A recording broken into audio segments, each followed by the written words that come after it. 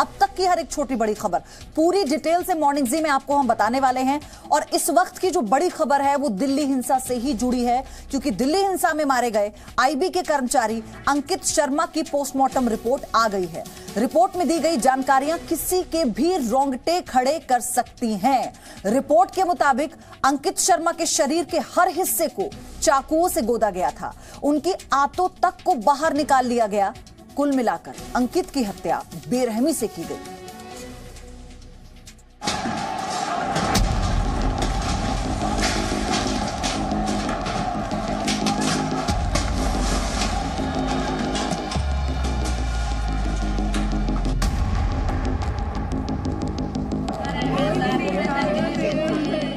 दिल्ली के चांदबाग इलाके में दंगों के दौरान मारे गए आईबी के कांस्टेबल अंकित शर्मा की पोस्टमार्टम रिपोर्ट से कई सनसनीखेज खुलासे हुए हैं। पोस्टमार्टम रिपोर्ट के मुताबिक अंकित शर्मा की हत्या बड़ी बेरहमी से की गई थी। अंकित के पूरे शरीर पर चाकू के कई निशान मिले हैं। अंकित के पेट और सीने में चाकू के निशान मिले हैं।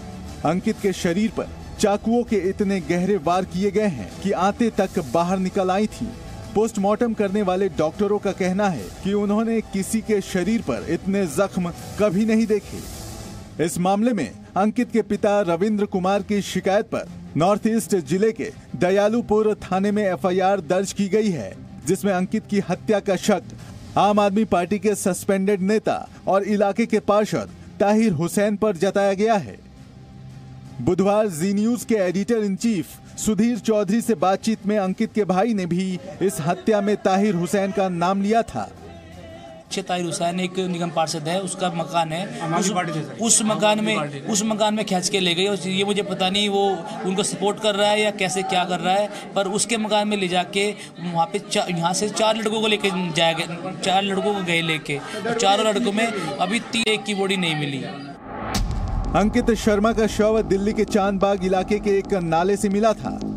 गुरुवार को उत्तर प्रदेश के मुजफ्फरनगर में राजकीय सम्मान के साथ अंकित का अंतिम संस्कार कर दिया गया। पैतृक गांव इटावा में अंकित शर्मा के भाई अंकुर शर्मा ने मुखाग्नि दी। अंकित शर्मा को आखिरी विदाई देने के लिए कई गांवों के लोग जमा हुए थे। डीएम, एसपी और आला अधिकारियों के साथ पुलिस के जवानों ने अंकित शर्मा को अंतिम विदाई दी। केंद्रीय मंत्री संजीव बालियान भी अंकित शर्मा की अंतिम यात्रा में शामिल हुए। इसी बीच एक वीडियो आया है जिसके बारे में दावा किया जा रहा है कि ये उस वक्त की तस्वीरें हैं जब इंटेलिजेंस ब्यूरो के कांस्टेबल अंकित शर्मा पर चांदबाग की दंगाई भीड़ ने हमला किया। इस वीडियो में भीड़ एक शव को नाले में फेंकती हुई दिखाई दे रही है। इन तस्वीरों को लेकर शक जताया जा रहा है कि इसमें दिखाई दे रहा शव अंकित शर्मा का हो सकता है। काफी दूर से शूट किए गए इस वीडियो में हालांकि किसी का भी चेहरा साफ साफ दिखाई नहीं दे रहा है, लेकिन सैकड़ों की तादाद में मौजूद दंगाई भीड़ को इसमें साफ साफ देखा जा सकता है। हालांकि जी मीडिया इस वीडियो की सत्यता की पुष्टि नहीं करता। ब्यूरो रिपोर्ट, जी मीडिया, दिल्ली। उत्तर पूर्वी दिल्ली में हिंसा के बाद आज 5वें दिन हालात सामान्य हैं। कहीं से किसी तरह की हिंसा की खबर नहीं आई है।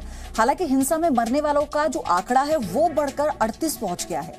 हालात भले ही सामान्य हो रहे हों, लेकिन हिंसा के दौरान क्या हालात थे उस पर हमारी ग्राउंड रिपोर्ट आपको चौंका देगी।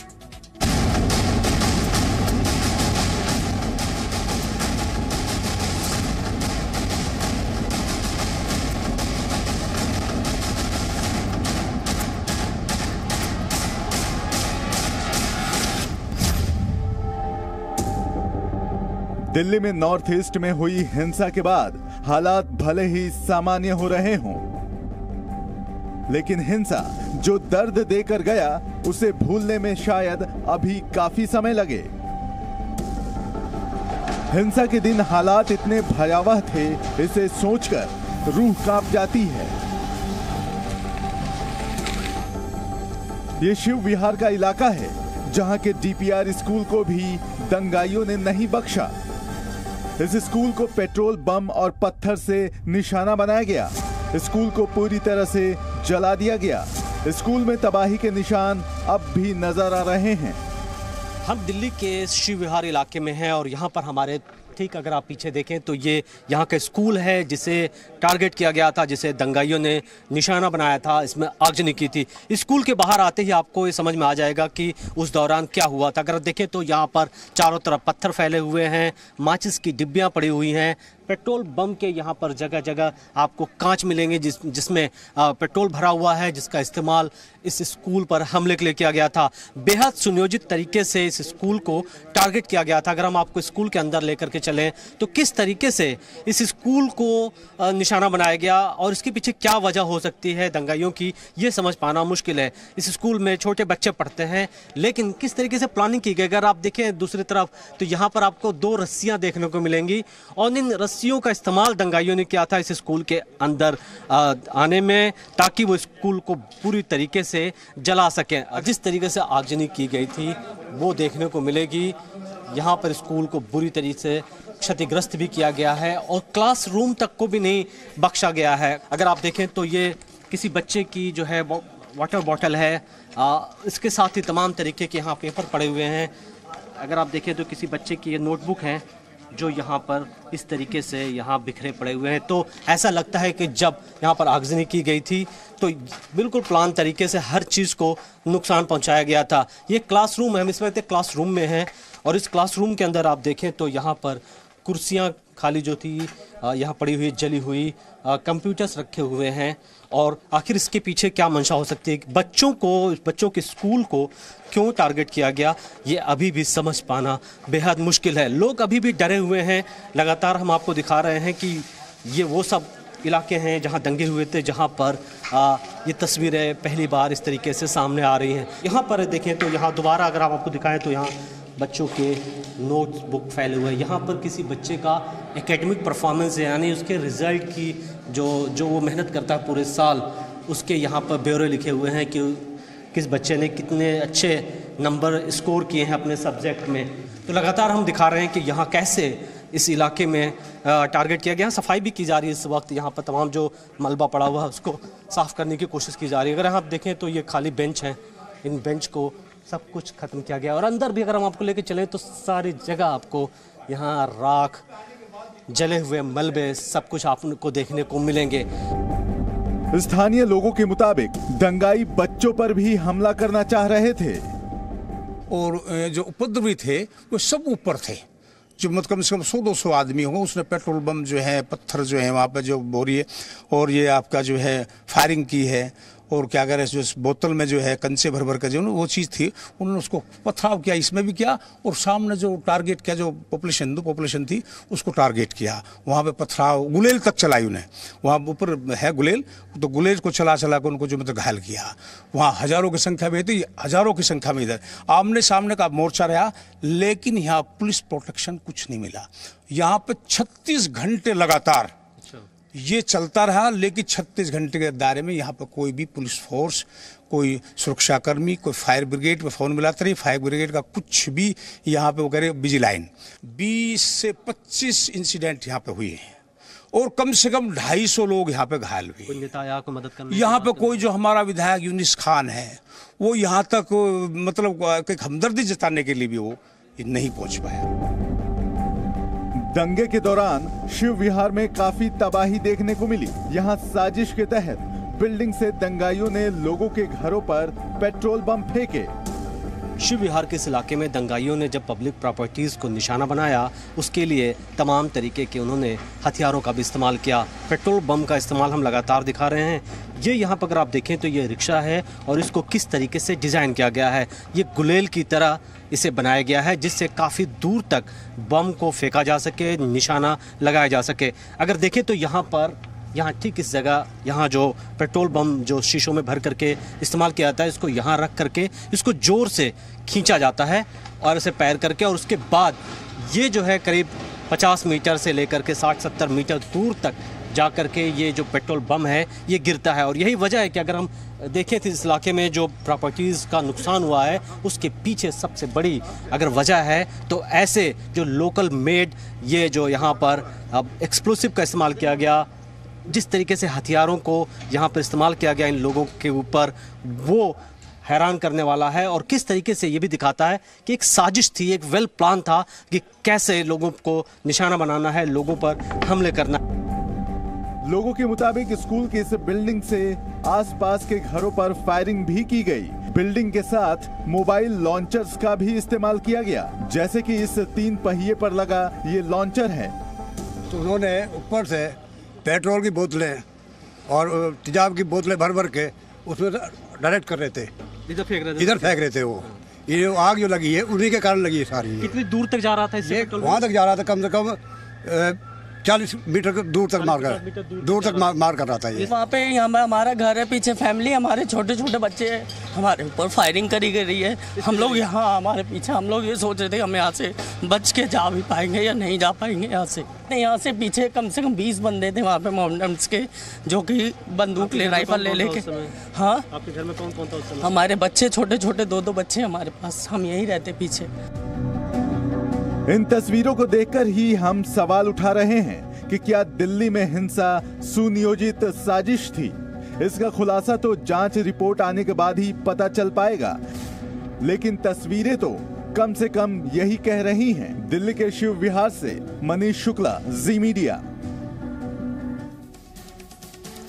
और अब हम दिल्ली हिंसा से जुड़ी हर खबर तो आपको दिखा ही रहे हैं, हम आपको हिंसा के बाद की तस्वीरें और पीड़ितों का दर्द भी सुनवा रहे हैं। लेकिन एक जिम्मेदार चैनल होने के नाते जी न्यूज आपसे ये अपील करता है कि हिंसा का किसी भी तरह से समर्थन मत करिए। प्लीज किसी भी तरह के बहकावे में आप मत आइए। सोशल मीडिया पर अफवाहों से बचिए। हिंसक वीडियोस या जो मैसेजेस हैं उन्हें शेयर मत कीजिए। शांति, प्रेम और भाईचारा बनाए रखें। कानून व्यवस्था में भरोसा बनाए रखिए। जिम्मेदार नागरिक होने का परिचय दीजिए। दिल्ली के ब्रिजपुरी इलाके में लोग अभी भी दहशत में हैं। इलाके में लोग रात भर जागकर पहरा दे रहे हैं। कई लोग समूहों में गलियों में घूम रहे हैं, तो कई जगहों पर तो घर के बाहर अलाव जलाकर पहरा दे रहे हैं। अफवाह ने लोगों की नींद उड़ा दी है। उनका कहना है कि परिवार की सुरक्षा के लिए रात भर जागना जरूरी। माहौल तो आपको भी पता है, सबे पता है इस टाइम तो क्या चल रहा है। डर का माहौल तो है ही। पक्ष की तरफ से कुछ आप लोगों को धमकियां मिल रही हैं या फिर उनकी तरफ से कुछ हरकतें ऐसी हो रही हैं? धमकी क्या जी, बस अब वो तो मीडिया में आज सुबह से देख ही रहे हो आप, वहाँ तो पेट्रोल बम भी है, वहाँ तो मतलब तेजाब भी है, वहाँ तो पता नहीं क्या क्या है। हमारे पास क्या है, हम तो अपने बच्चे ने पालने के लिए यहाँ पड़े हुए, बस यही है। हम तो सोमवार से ही ना सो रहे जी, सोमवार की रात से ही हम तो सो ही ना रहे। हम तो ये है कि बस कोई आके हमारे यहाँ कॉलोनी में कोई नुकसान ना कर दे, ये है और कोई बात। कारण यही है कि देखो दंगा फसाद ना हो जाए, तो इस वजह से सभी लोग दहशत में हैं और इसलिए सब जमाड़ा हो रहा है हमारा। दूसरे पक्ष की तरफ से भी कुछ हरकतें ऐसी? नहीं, अभी कोई हरकत नहीं हुई है फिलहाल तो। 3:30-4 बजे करीब दंगा शुरू हुआ है। 3:30 बजे हम 1:30 बजे करीब हमें सुनवाई में आई थी, वहाँ लोग मीटिंग कर रहे हैं, ठीक है। और किसी से लड़ाई वगैरह भी हुई थी 3 नंबर गली में मुस्तफाबाद। मैं और मेरे एक बॉबी दोस्त, ठीक है, मेरे भाई ने बताई फैक्ट्री में ऐसे वहाँ लड़ाई हो रही है, वहाँ मत जाना। तो हमारा दिल नहीं माना, हमने कि चलो देख के आते हैं, क्योंकि हमारे तो कोई कभी ऐसी लड़ाई वगैरह हुई नहीं। मैं हमें वहाँ लोग बार सारे जानते भी हैं।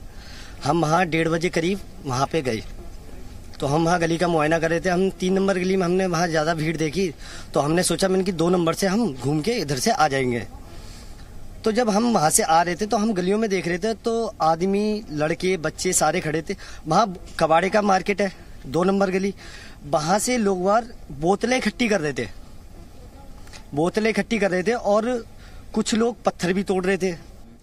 आज चौथा दिन है सर, चौथा दिन है। दिन रात हम गली में बैठ रहे हैं, वो अपनी प्रोटेस्ट के लिए, ठीक है, क्योंकि डर है, क्योंकि सर उनकी तरफ से ही पहले से ही उनकी तरफ से ही वार हुआ था, ठीक है। और अभी मतलब दहशत में हो आप लोग? दहशत में सर, बिल्कुल सर, बिल्कुल सर। बॉर्डर मिला हुआ है सर, गली है, किसी का कुछ नहीं पता, ये कभी भी कहां से कैसे वार कर दें। रात को आप लोग यहाँ पे बैठे हो, मतलब किस वजह से? कैसा माहौल? भैया अभी 2 दिन पहले यहाँ कितना दंगा हुआ है, मोमडन ने कितना दंगा कराया, वहाँ पथराव किया है, अपने घर की सुरक्षा के लिए बैठे हुए हैं। वो कब यहाँ से अटैक कर दें, कब यहाँ से मतलब हमारे पर अटैक कर दें, तो अपने बच्चों की सुरक्षा के लिए बैठे हुए हैं। एक तरह से मतलब ये कि दहशत का माहौल है, बहुत ज्यादा दहशत का माहौल है जी। अभी परसों यहाँ तक आ गए थे, 5 नंबर गली तक आ गए थे, तो फिर पब्लिक भागी गई है, जब भगाए हैं वहाँ से, बहुत ज्यादा दहशत का माहौल है, तो अपने बच्चों की सुरक्षा के लिए बैठे हुए हैं। अच्छा, आज कुछ हुआ? जब से ये PSC आ गई ना, जब से बहुत थोड़ा वो है, मगर फिर भी घबराहट है दिल के अंदर, जो हम बैठे हुए हैं अपने घर के आगे, पूरी परसों से पूरी रात बैठे रहते हैं यहीं पे ही। कोई घबराने वाली बात नहीं है जी, पुलिस सुरक्षा कर रही है, पूरी इलाके में शांति है, और अब बच्चों के स्कूल खुलने चाहिए, बच्चे बड़े परेशान हैं, और मार्केट भी खुलनी चाहिए, हिंदू मुसलमानों में सबकी एकता होनी चाहिए। No signal, no worry. Presenting Z News app with live TV, latest updates and expert opinion. Available on Google Play and App Store. Download it now.